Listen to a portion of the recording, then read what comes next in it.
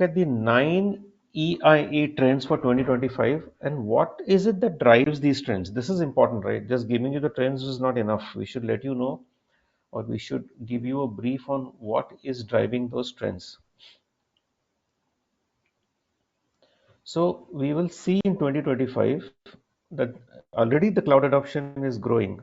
Okay, but in 2025 and beyond, we will see it growing at a much faster pace. The big reason for that is the businesses need to reduce complexity and increase scalability, security, and availability at scale without too much effort and without too much investment in time and effort, right? So this need for agility is going to drive the increased cloud adoption. As you can see, the forecast is that in 4 years from now, it will double. The public cloud services will double. That's a huge number, right? Already it is at a very high number. So this is one of the trends which we will see, and we will also go through a small part of this webinar in which we will give you some tips on how you can leverage these trends for your business, right? There's going to be even more focus on data security and privacy enhancement. Like, as we know that security is not something we can compromise with, right? But as years go by, we are seeing an increasing focus on this aspect. And in 2025, we will see an even more increased focus. Why is that? Right? Because we see an increased and newer forms of threat which keep coming up. These data breaches, cyber attacks, and to counter those, the regulators are keeping up with more and more stringent regulations. So there's a combination, right? We're getting hit from outside, and the regulators want us to be more alert. So they're keeping the businesses alert, right? So this double impact, right, from outside and within, is going to bring more focus on security and privacy. As you can see from the World Economic Forum, what they are saying is that the cybercrime driven financial fraud is at 2 trillion per year, which is a huge number. I mean, there's no way to even say that in any other way, right? So these are the first two trends we spoke about: increased cloud adoption and a lot more focus on data security and privacy, right? We will see that there will be stricter compliance and regulatory adherence. So in the first slide, we saw that the regulator is going to put out more stringent regulatory norms, right? But if you do a Google search today, right, and if you do a lookout, just do a lookout for compliance penalties paid, okay, or a query something similar to that, you will see regularly there are regulators who are penalizing organizations and they are paying up, right? So which implies that there is a reduced adherence, whereas in 2025 we will see an stricter adherence, okay, because the cost is too high. The violations are very expensive, the fines and legal and business risks are not something you really want to get into.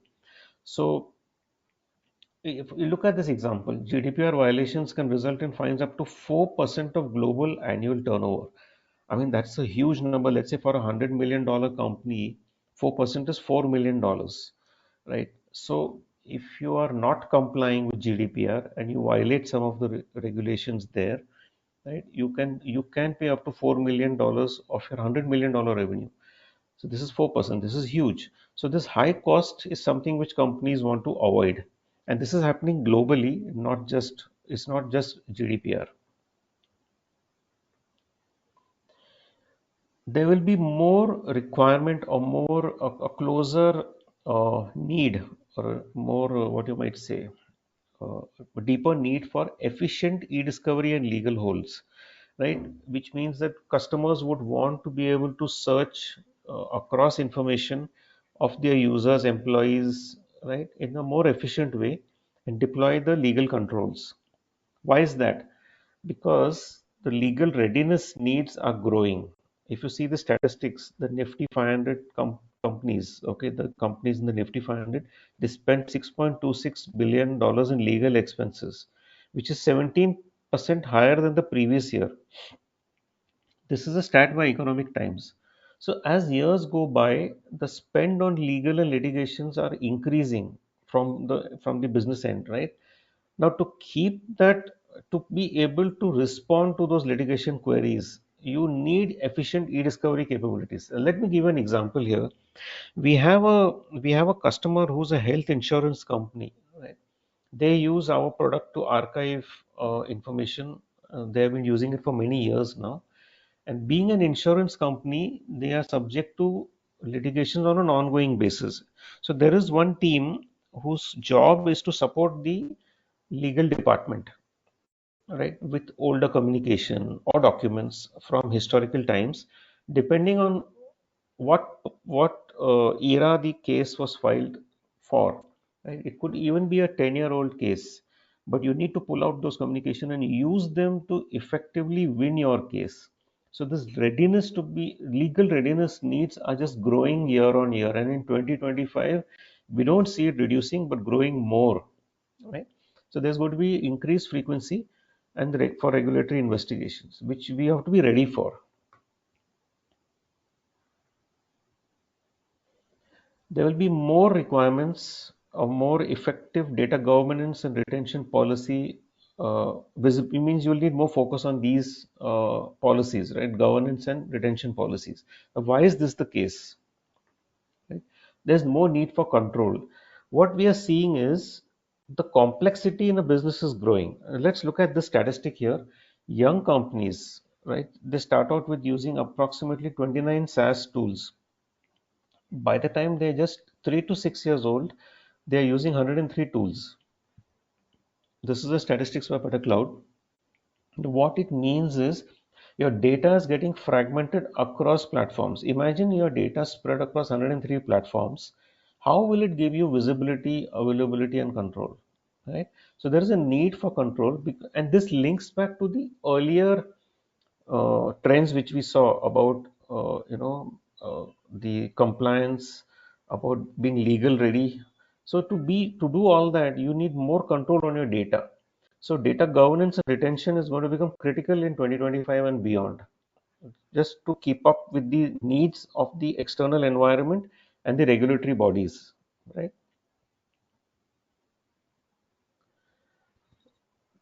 We will have to see in 2025, we will see that businesses will invest more in modernizing legacy information archival, right? Why is that the case? You might think that legacy data is gone, I don't need it anymore, right? However, that is not the case. The trend we are seeing is that there's a very high cost of obsolescence, which means that difficulty accessing and reusing corporate archives limit your ability to innovate and adapt to change. So, as you know, that just because something is a day old or a year old, a 10-year old, does not mean it is not valuable to the business. In fact, it may be very valuable if reused or repurposed, right?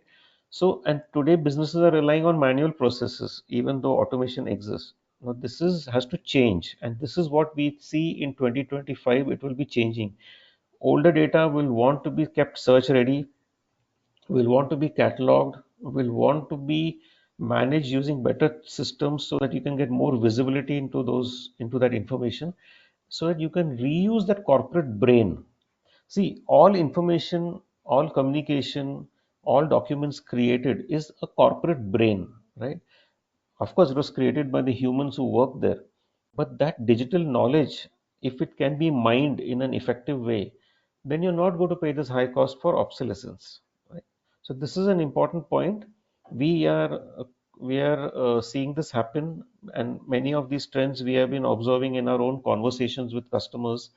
The way the conversation steers towards these kind of topics, we know that this is what is coming up in the future, right? So legacy archival modernization is definitely going to be a big trend in the future. Another big one coming up is hybrid cloud archiving.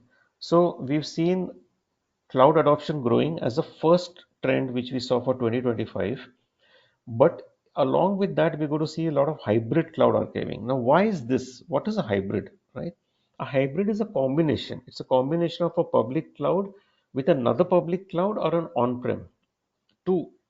you can have a combination either ways. The whole idea is, how do I optimize cost? How can I combine my on-prem systems with a cloud-based system and deliver flexibility and cost optimization? This is going to be a huge trend, right, going forward.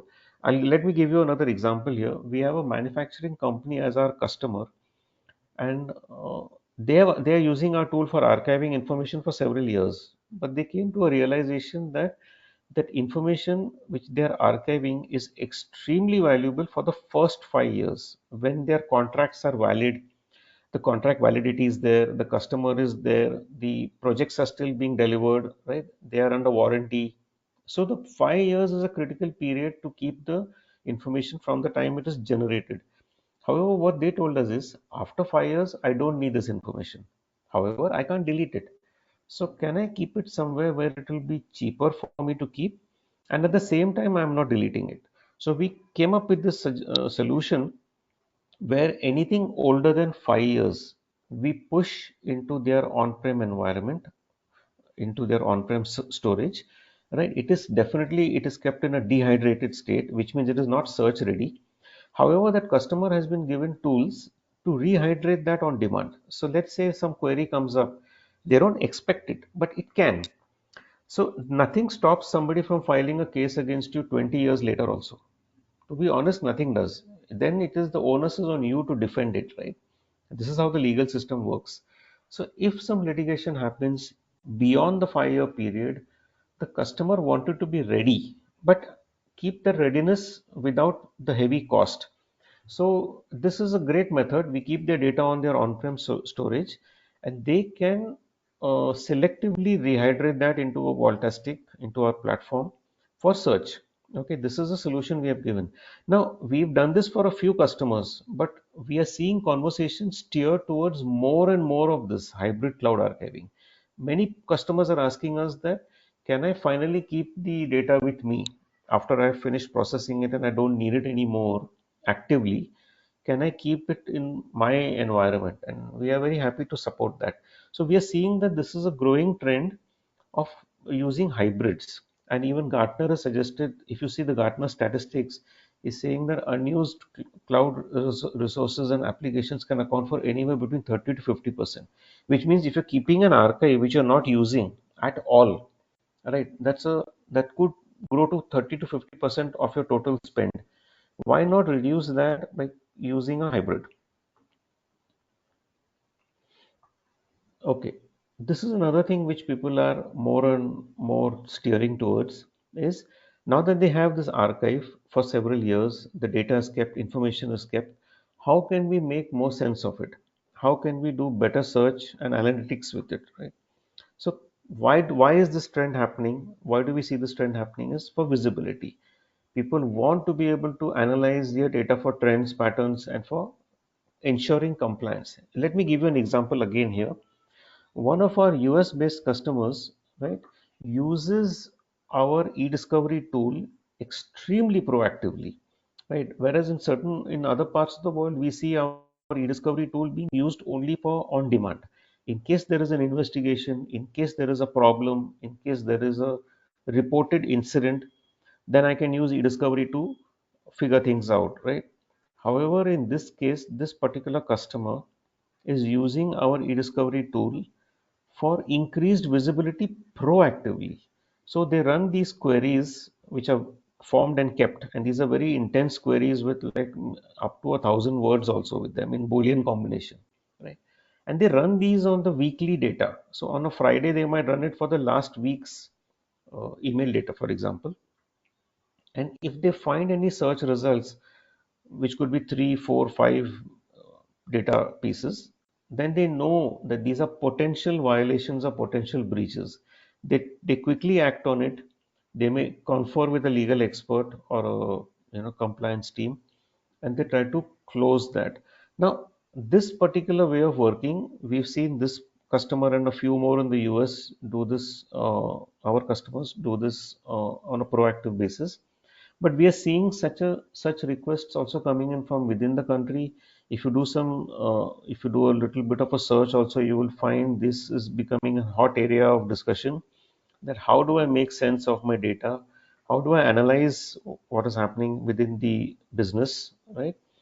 So if you look at what Bank of Baroda is saying, right, globalization, tech advancements, and changing regulatory frameworks have made compliance a significant challenge. So proactive compliance or the ability to find information without very heavy lifting is something which people are looking at. So this advanced search and analytics is to help in that direction. How do I make my compliance and visibility easier? And so the last one is as important. To support that, okay, people are now turning towards AI and ML integration, right? Why?